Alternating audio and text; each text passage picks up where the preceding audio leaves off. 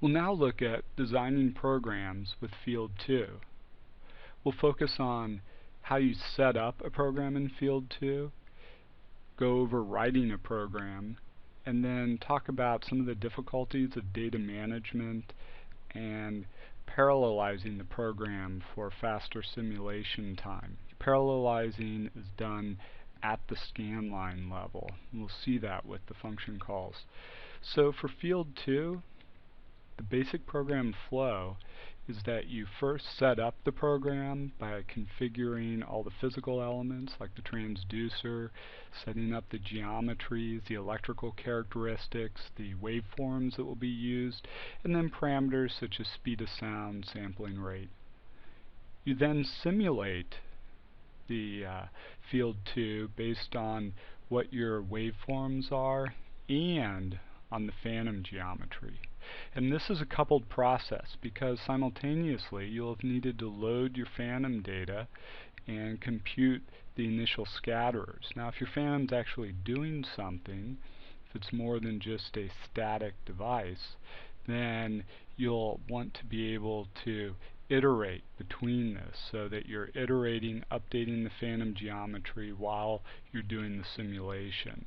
And finally, you're going to want to take those simulated results and then form the images to show the data. Let's look at an example. So we'll talk about designing a Cyst Phantom. Now if you haven't run the Cyst Phantom example, encourage you to do so. That's the demo video for Field 2. It's in the courseware. What this Cyst Phantom does is it shows how by using point scatterers you can simulate inhomogeneous regions, and that's just done by changing the amplitude of uniformly distributed scatterers. The advantage of this is that it makes it easier to simulate tissue pathologies, and the phantom is then just composed of point scatterers which can have strong amplitudes, as you'll see here and here, and then empty regions which are here and here. So you can have outside the empty regions the scatterers uniformly distributed but just changing their amplitude of return for the scattering signal to make the tissue inhomogeneous. If we look at this and this phantom and then actually look at the individual scatterers, this is just showing a subset of the individual scatterers, but it breaks it down into what's considered a normal scatterer. So it has a normal return, all of these are the same, and then you have high intensity scatterers. So scatterers here, here, and here have high intensity returns. The distribution is uniform for all of these scatterers other than where there's the empty regions. And we see that there's also strong scatterers right here. And these scatterers have a higher intensity than this cluster. These are just single point scatterers. And you can actually see the other single point scatterers.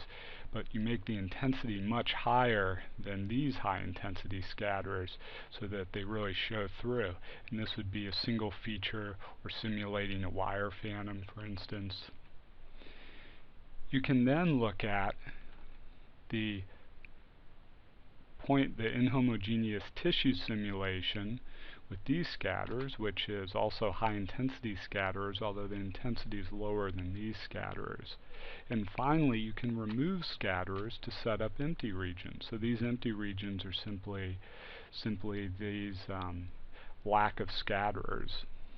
If we look at what's happening with Field 2, we can see that Field 2 simulates ultrasound by having waveforms being transmitted and received.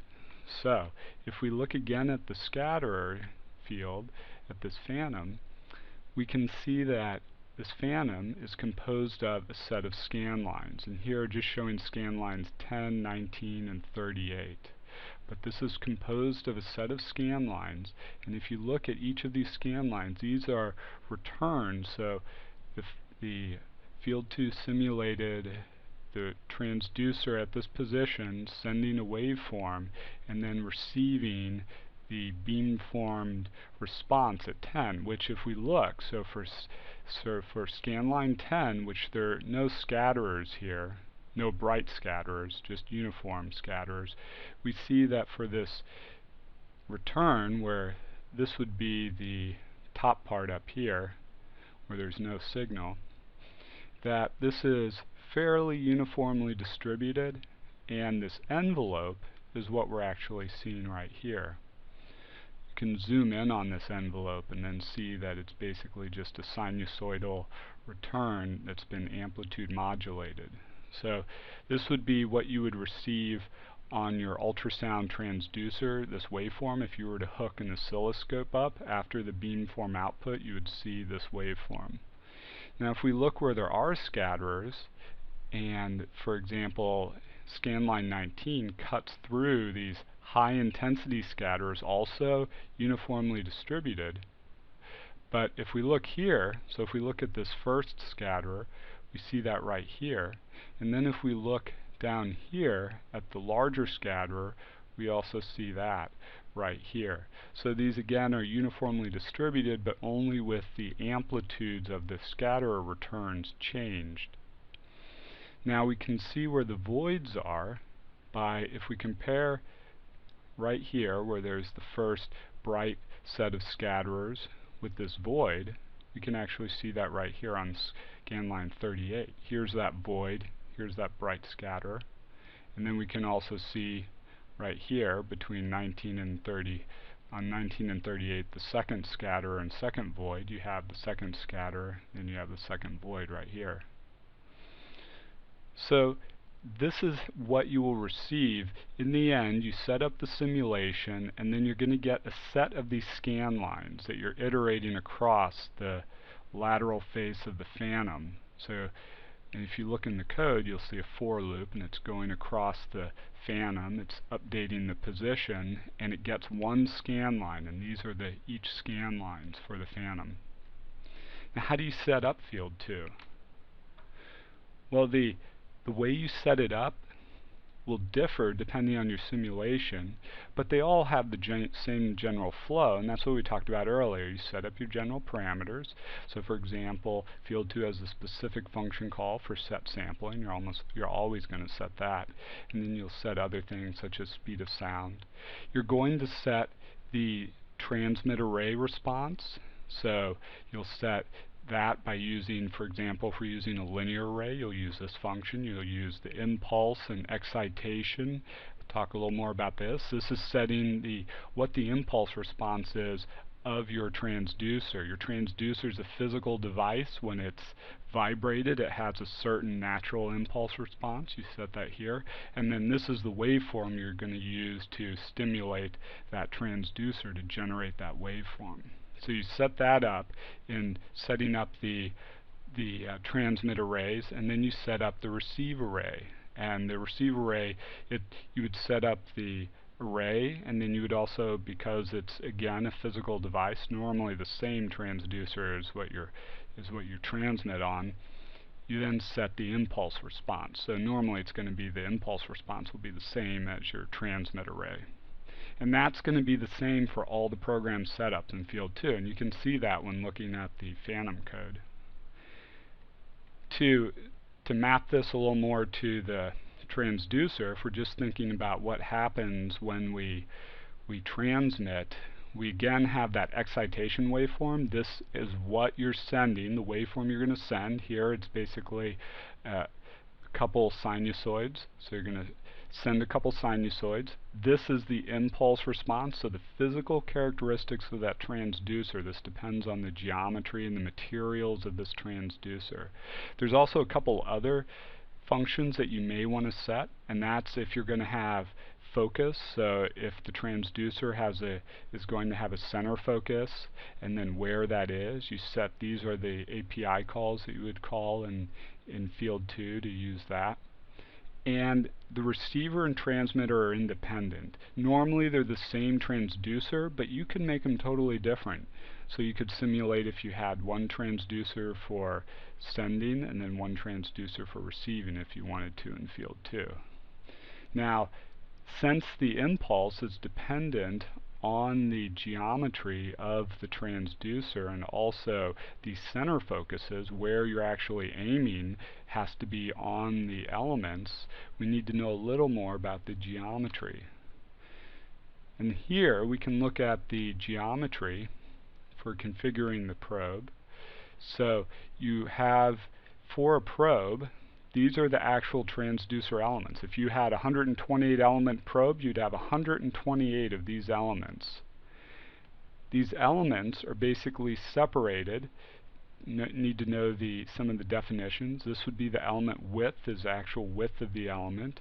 The pitch is between the distance between the element and the next element, and you can see how it's normally specified as a center distance. And then this kerf, when you see the term kerf, that's the spacing between the elements. So basically the pitch is the element's width plus the kerf. And you got to remember that the element width does not include the kerf. So when you're configuring your element in field 2, you want to look at what the data sheet is of the particular transducer that you want to set. Now when you go to simulate the program, you would call that center focus, so if you're using focus, and then you would actually call the focus and the apodization. What the apodization is that is the weighting that it gives the beamform on receipt. So if you transmit and then you receive, you're going to basically trust, if you assume this was the element, the scan line that you're transmitting along here, that you're going to trust this more than the others. So you actually would weight those less. It's one way to think of it. There's signal processing ways to think of it, but that's one way to think of it. So when we generated those scan lines, and when we showed like scan line 10 and 19, those were basically taking this beamforming. So basically you're going to transmit on multiple elements, and then you're going to, and then field 2 will take care of this. On receipt, it's going to receive the waveform on multiple elements weighted by this apodization, and then it's going to sum those and generate that single scan line. So that's how, even though it may be a little confusing with the arrays where you have multiple elements on transmit and multiple elements on receive, they're getting summed together to generate a single receive element. And you can think of this received signal as kind of the quote ideal signal. Like if you had some perfect transmission of sending a single signal that didn't disperse and then bouncing back off the target and staying within this area and not spreading out, then that would be this waveform. But because waveforms spread out and there's a lot of other effects, you need to use beamforming to transmit and receive on multiple elements to then try to reproduce this. And what we do then, so that's for a single element, single line in that phantom, and we need all of these lines. So you end up sweeping this across to generate the image, and each one of these transmissions, set of transmissions and receptions, generate one scan line. The calc scat, this is what you would call to actually calculate the scatterers and produce that scan line. And finally, you don't want to forget a free, so the memory. So you're going to want to save your RF data, but when you're done with everything, you want to make sure that you free your transmitter and receiver data structures. Otherwise, field 2 can crash. Now you've simulated everything and you've generated all these scan lines. How do you form the image?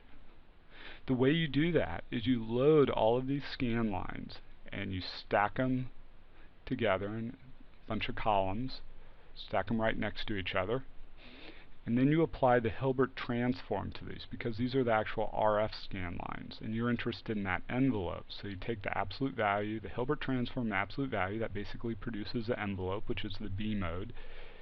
You take the log of this. Why do you take the log? You're basically compressing the dynamic range. If you see here, the background's much darker than the bright scatterers, and what you want to do is sort of squish this together, and you want this to be a little brighter and this to be a little darker, and you use the log function which does that.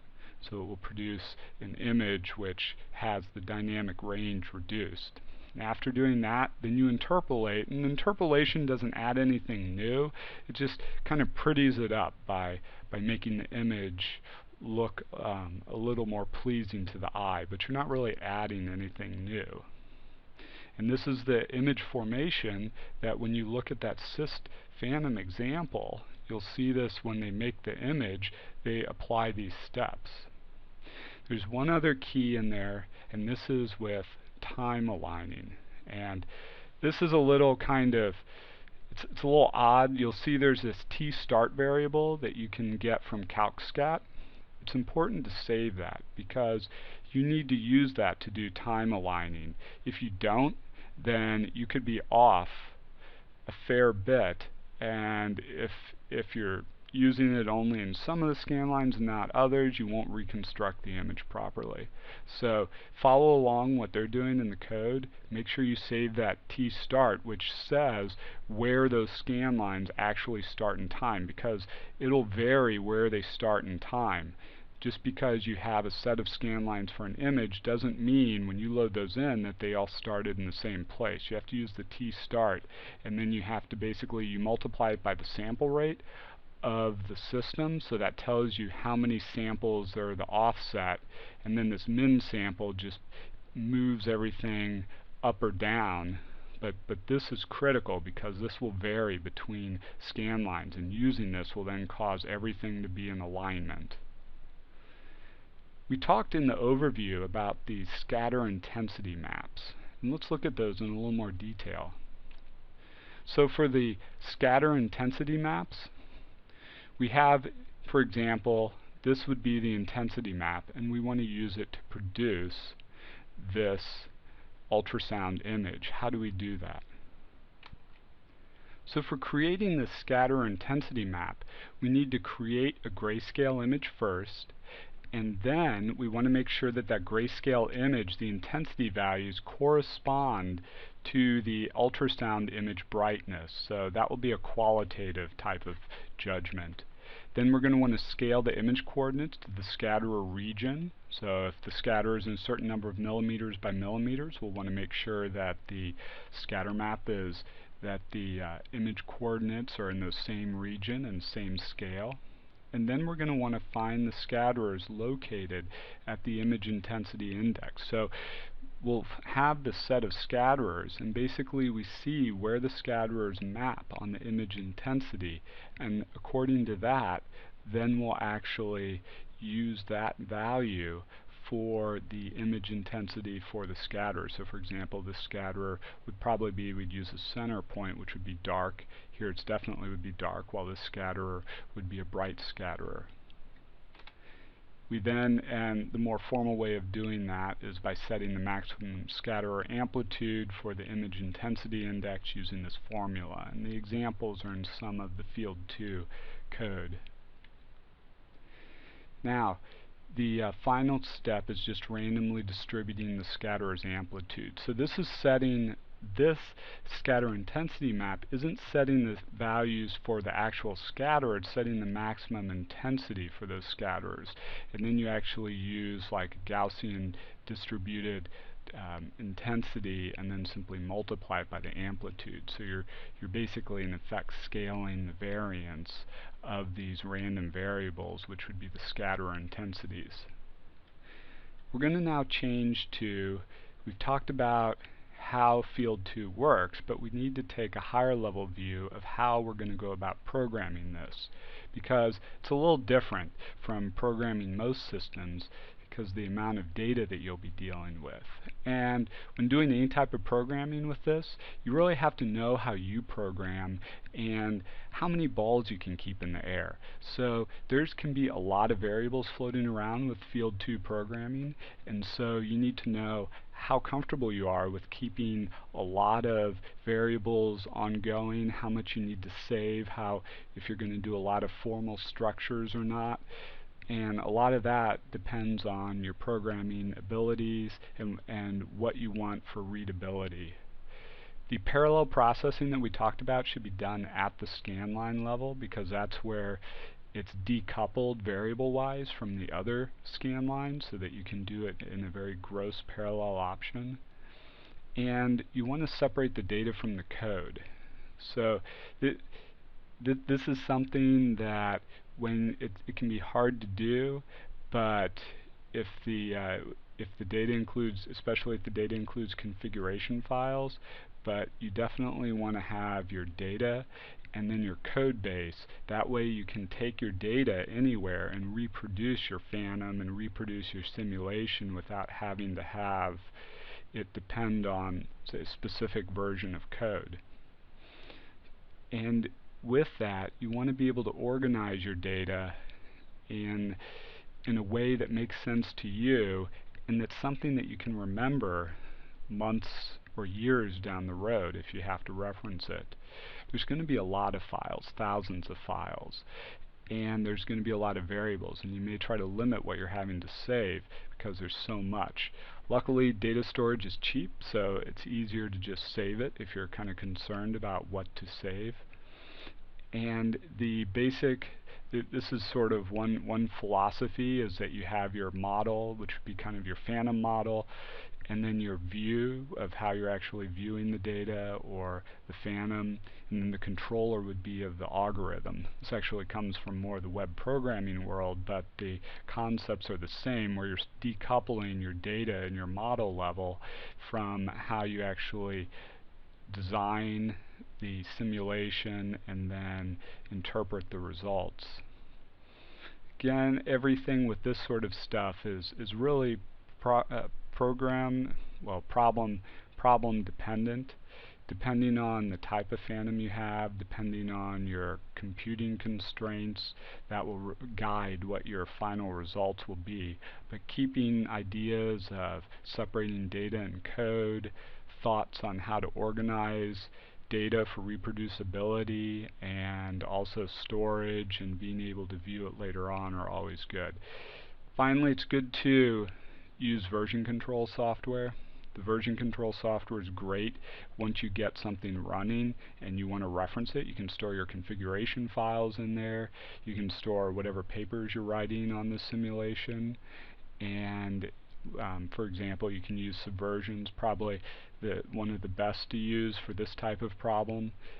You can also use Git, but that tends to be more for a team environment.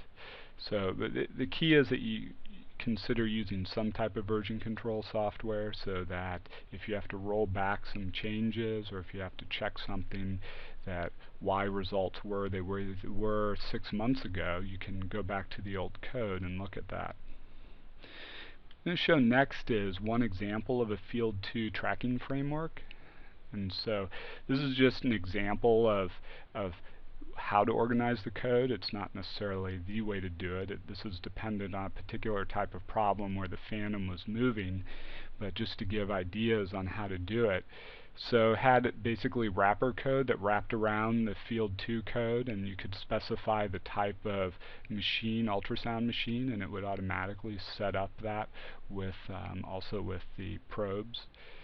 And then you could configure the object, so you had a configuration function. You had this package setup. The package setup would actually set up all the storage to disk and organize all of that for you based on your trial and what type of Phantom you're using, and then the field. And then using this par4, this is actually Matlab's parallel processing option. So this would go through and generate the scan lines. So it was a simulation at the scan line level. It would get the position of the Phantom, it would run through the package setup, and then start generating the scan lines. The parallel processing is actually outside of this loop, and there's some reasons for that. That's based on Matlab's parallel processing framework, but in general you want to do it at the scanline level, which, because these frames are all independent and all the positions were pre-computed beforehand, it didn't matter if you switch these loops or not. And finally, when you're done with everything, you want to shut down and making sure you free the memory when you do that. So if we switch gears a little bit, it's a question. How many numbers are there on the screen? You could try to guess, but if you compare your guess here to right here, probably going to be accurate here, because you simply just count and multiply, right? You have 50 numbers. So that's the same as here, but the difference being that it's better organized. And really, that's what you want to make sure you're doing with your data. You want to make sure that the data is organized using some kind of framework. In this case, this was all automatically generated by those function calls I had shown earlier, a couple slides ago. And then here in this data structure that it automatically generates, it stores all the phantom details in a directory. It then stores the texture map of a phantom, which is a way to generate, it's a different type of phantom, but it stores that, and then it also stores the field 2 RF scan lines for the phantoms, and then it stores the phantom name for reference. And then once the phantom's rendered, it will store those actual rendered images here. Now and then finally, if you're wanting to run tracking or you're wanting to run some processing, it will store those too. The key here is that when in doubt, save it. Hard drive space is cheap, it's easy to save things, and it's much harder to get them back when you have let's say a paper deadline and you need additional details from that run that you don't have, and trying to get those back can be very difficult. So it's important to save it. It's important to come up with some type of framework of how you're going to save it that depends on your problem. It's good to mention before about configuration files. It's good to have those. For example, with configuration files, the philosophy here is that you store all of the data that you would need to recreate the results, and you would want to store those in a configuration file. You can use something like XML. Matlab, though, makes a great configuration language, and you can actually load those files with eval. The only difficulty is if you're going to do that, use the eval command, is that doesn't work with compiled Matlab, so you need to have it saved out as a mat file and then loaded in that way for if you decide to compile the program. But in some way, you should have, when you do these sorts of field 2 data generation, something where you've saved all of the parameters for that particular run so that you could reproduce that particular run. And in this case, we have things saved such as the subject data, we have the phantom data, which is saving the points. In this case, there were splines used, and so saving the coordinates and saving where they were. Also, it was saving information. This was simulating muscle fascicles, so it was saving information about that. And all of this is stored, including for the tracking algorithm. Everything was stored in a configuration file, so that one configuration file, or you can have multiple ones, but that configuration file can be used to regenerate your results or reference your results. If you need to check some values, you can go back and just load that configuration file and check those values, because that specifies all of the data needed to generate the phantom and the simulation. So if we summarize what we talked about, we have the design of the phantom. We talked about that really these phantoms in field 2 are just a collection of point scatterers, but where the variance comes in is that you can assign different amplitude intensities to those point scatterers. For the field 2 setup, you have the different configuration. You configure the general parameters for the sample rate, the speed of sound, all of the different parameters that would be consistent throughout the rest of the simulation. And then you would configure your transmit array and your receive array. You would perform the simulation by moving the transducer, moving the focus, and using that calc scat to be able to do the actual simulation. And it's really important on this, and this is to figure out how you're going to organize and store the data before you write the code.